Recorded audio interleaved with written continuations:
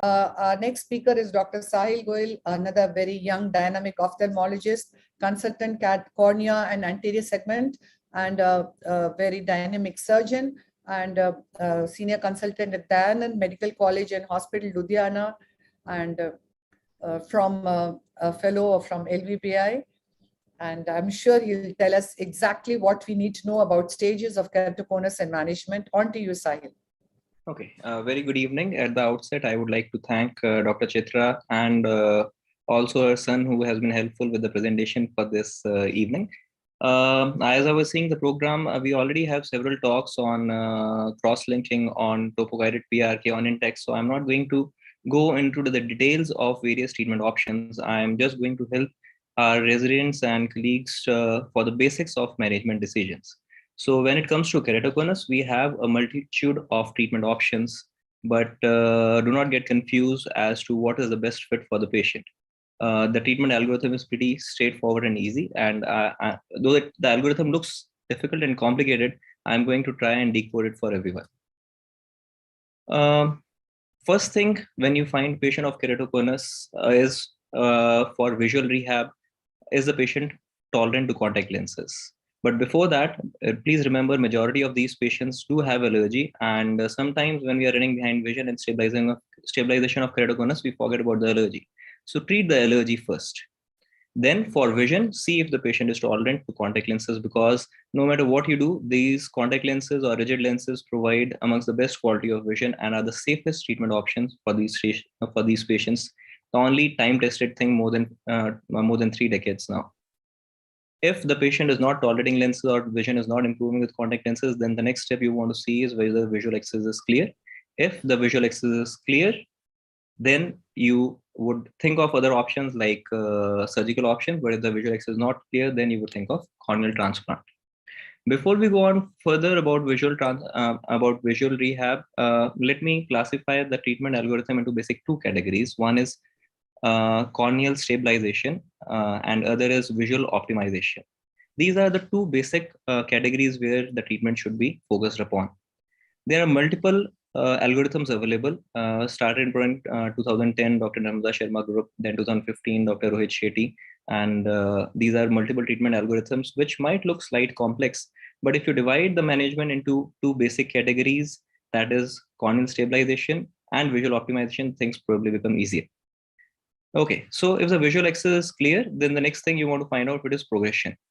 For progression, the basic treatment is cross-linking. Cross-linking may have many advances, but the problem now that most of us are facing is whether it is progressing or not.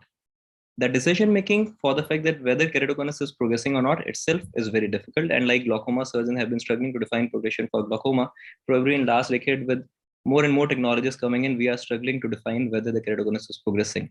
The variability of pentacam and all these new tomographers in advanced keratoconus itself sometimes might range up to 1 diopter, that sometimes we might get confused whether it is progressing.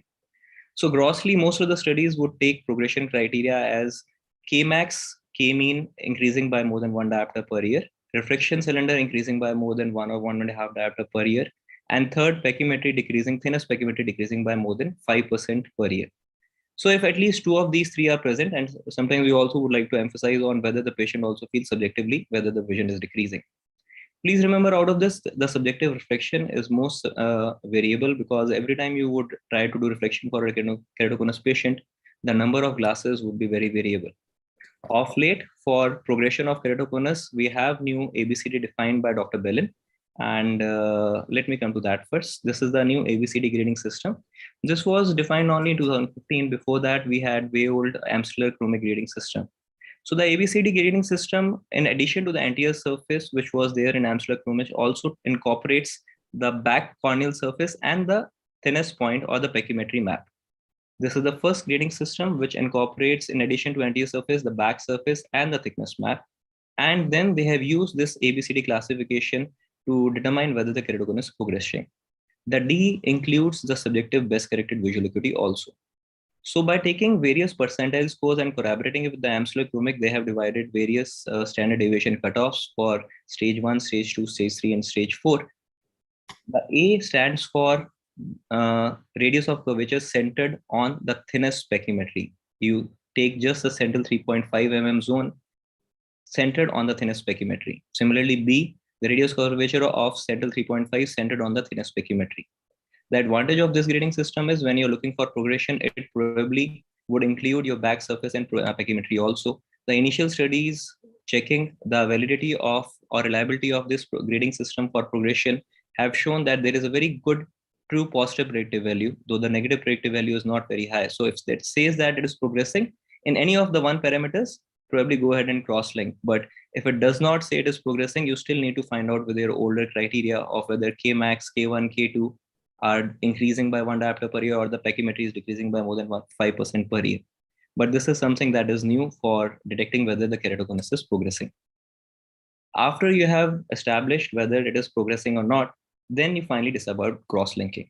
Please remember, the only exception where you do not really have to wait for establishing progression are high-risk cases, which includes number 1, pediatric population, mainly less than 18 years of age. Number 2, people with borderline pachymetry of around 400, 420, because these are the patients where if you lose them and the pachymetry goes less than 400, you might not be able to catch again, except for the newer algorithms where by decreasing fluency, we are cross-linking corneas thinner than 400 also. And third is high-risk cases like Down syndrome or Leber's congenital amaurosis, where you know the child is going to rub the eyes, and or severe intractable allergy, where you know the child is going to rub their eyes and ultimately progress. So these 3 exceptions you can cross-link immediately, but every other patient, irrespective of who has advised C3R, probably it is better to wait and establish progression before deciding for cross-linking. So we have conventional versus accelerated. In brief, accelerated initially thought to be equally efficacious. Now we feel that the faster we try to do, the less efficacious it becomes. The amount of flattening with accelerated decreases compared to conventional. Similarly, for Epion, though it is faster and safer, we try to use various techniques like higher concentration of riboflavin and iontophoresis, but again, the efficacy of Epion is probably lesser than that of Epioff. Pulse is another modification which gives pulses of energy for oxygen replenishment. I'm not going to go into details of all these, including customized cross-linking, because this will be dealt separately. After you have established progression, you need to decide along with cross-linking whether you want to do CXL plus. By plus, we mean whether you want to add topo-guided PRK versus index. So if it is a relatively central cone, you would think of topo-guided PRK, provided the thickness is more than 450. The thinnest pachymetry is more than 450. But if it is eccentric cone or the thickness is thinnest pachymetry is somewhere between 400 and 450, you would think of intax. Again, topo-guided PRK, I'm going to leave for the next presentation. The details will be covered, but the cutoff for topo-guided PRK is around 450, and for intax would be somewhere around 400. For decentered cone specifically, intax work well. The 2 things which we need to know about intax is that if it is asymmetric cone, decentered cone, then we need to give just 1 intact ring, and if it is a symmetric cone, then we need to get 2 rings. And also by increasing the thickness of the rings, we can account for greater effective. If it is high myopia, you want to increase the thickness of the intact rings.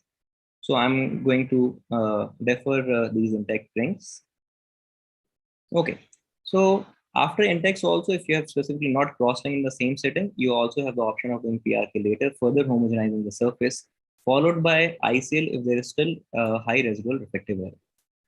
For timing of PRK of C3R along with PRK delayed versus simultaneous, for PRK, probably most of us are doing simultaneous. For index, you can do simultaneous versus delayed with no definitive evidence of one being better than the other. All right, so this is about phakic IOLs. So cross-linking plus phakic IOL, again, we have to establish that the reflection has been stable. Phakic IOL essentially will remove the spectacle but will not improve the quality of vision, specifically the irregular corneal surface or the higher order aberrations. Final frontier, last option is corneal transplant. DAL, if there is extreme inferior thinning, you can think about thin keratoplasty. If you have, say, a rupture in this thing, or if it is high drops, you can directly take it for an official transplant. So I think that's where I would like to finish. Thank you, everyone, for your patient listening. Thank you, Dr. Sahil. That was a very good presentation, and you highlighted what is essential for us in your talk. But a very question which I think I would want some of the expert panel to answer is, you see an early case in a patient in late 20s. what gives you the strength to say that you would observe the patient versus cross-link it? Whom do I ask? Dr. Sudhir, would you want to take this? Yes, ma'am. The early keratoconus patients, I would like to watch, and patients who do not have a history of rubbing, and patients if they are good complaints to follow up. These are few patients which we can keep watch, and if basically those patients who are like in the or in the marital age group and we are planning for pregnancy, we should not watch. We should go ahead and treat them. Yeah. So this will be my thing. Yeah, that's what even I would have said. Radhika, you have anything to add on that? Or yeah, so I am going to swing to the other extreme of the spectrum as compared to the one that you have mentioned. We have also seen that in some cases of very advanced keratoconus, where cross-linking is not possible, even with the custom protocol.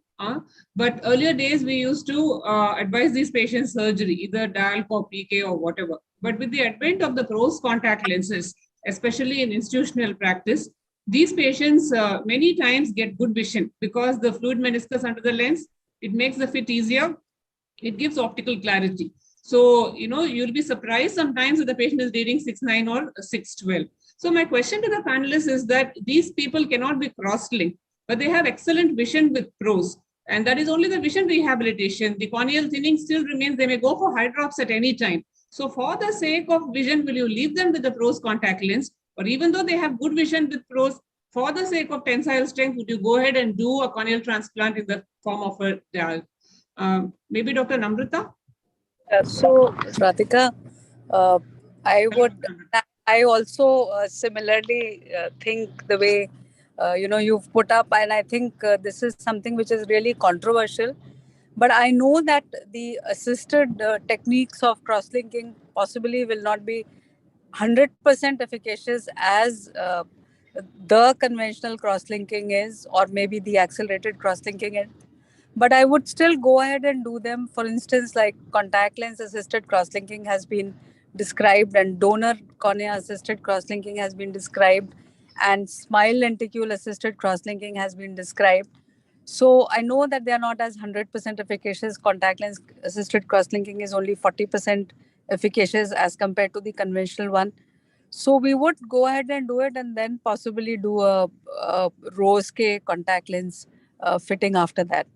Having said this, I think I must really congratulate SAHIL for coming out with all the algorithms. I think it was a very nice lecture, SAHIL, that you took all the algorithms which absolutely made it clear what to do when and what to use when. Another one thing only I would like to add, whenever it is a fellow eye of acute eye drops, then I think I will not wait for progression. I would just go ahead and cross-link. Yeah. And besides, these contact lenses in these advanced cones has its own challenges. And if there is a worsening of the cone, then, fitting lenses, it's not a permanent solution. It's just a standby. So you need to keep your mind open to all the other options. You could buy time at the most. Dr. Sudhir, you have anything to add, or shall we go on further? You have to unmute yourself. I agree. I agree. So nothing much to from my side.